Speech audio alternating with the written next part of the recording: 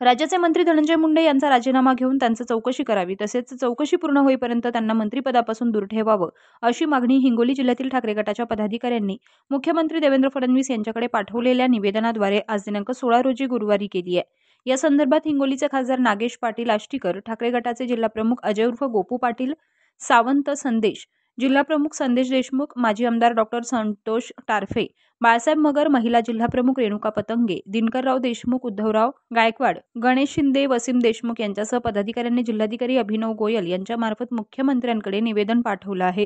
तरी या संदर्भात जिल्हाप्रमुख अजय उर्फ गोपू पाटील यांनी माहिती दिली आहे। आम्ही कलेक्टर साहेबाला निवेदन दिलं, त्या दिवशी मीटिंग झाली 2 दिवसापूर्वी, तर त्या दिवशी सांगितलं होतं की आम्ही कलेक्टर साहेबाला निवेदन देणार आहे सर्व पदाधिकारी। तर जे मसाजोगचं जे प्रकरण आहे त्या ठिकाणी त्या आरोपीला फाशी झाली पाहिजे या संदर्भामध्ये आम्ही निवेदन दिलं आहे। धनंजय मुंडे जे आहेत तर त्यांचा मंत्री त्यांचा राजीनामा घेतला पाहिजे त्यासाठी आम्ही निवेदन दिलं आणि बरेचसे मुद्दे आहेत, वाळूचा विषय आहे। यासोबतच राज्यात वाळू उपसा आणि वाहतुकीचं धोरण बदलावं तसेच घरकुल योजनेतील लाभार्थ्यांना मोफत वाळू द्यावी, नाफेडची सोयाबीन खरेदी बंद करू नये, शेतकऱ्यांचं नुकसान टाळण्यासाठी पीक विमा धोरणामध्ये सुधारणा करावी अशा विविध मागण्या देखील केल्याची माहिती खासदार नागेश पाटील आष्टीकर यांनी दिली आहे। आपण आता जे काही या जिल्ह्यामध्ये जेवढा आपण घरकुल पंतप्रधान आवास योजनेची मंजूर करू शकलो ते जर आपण अनेक जर पाहायला असेल तर जेवढा आत्तापासून कधी नव्हे ते इतक्या मोठ्या प्रमाणामध्ये आपण घरकुल इथं आणू शकलो।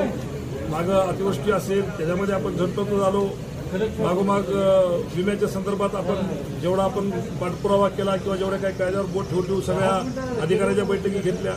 माझं एक खासदार म्हणून जे काम आहे ते कामामध्ये आपण कुठे दुसरे आत्तापासून झालेले नाही, पुढे पण होणार नाही आणि वारंवार बैठकी चालू आहेत, वारंवार सगळ्या गोष्टी चालू आहेत। आज पण आपण हे बैठकीच्या संदर्भात आलो होतो, एक घरकुला जे आता घरकुल मंजूर झाले आहे तर त्या संदर्भात एक बैठक लावायची चाललंय की जेणेकरून लाभार्थ्यांना पिळवणूक होऊ नये, त्यांना अधिकाऱ्याकडून कोणती पिळवणूक होऊ नये, त्यांना रेतीसाठी कुठं भटकावं लागू नये, मुरमासाठी भटकावं लागू नये, या गोष्टीसाठी एक बैठक लावायची आहे। MRHSमध्ये अनेक कामं पेंडिंग राहतं, त्याचा सेंट्रल गव्हर्नमेंटचा जो पैसा असतो 90% सेंट्रल गव्हर्नमेंट देते, 10% राज्य शासन देते, त्या संदर्भातला आढावा बैठक घ्यायची आहे। दिशाची एक बैठक आता आपण या महिन्यामध्ये लावण्याचा चाललंय, त्यामुळे ते सगळ्या बैठकीचा विषय होता।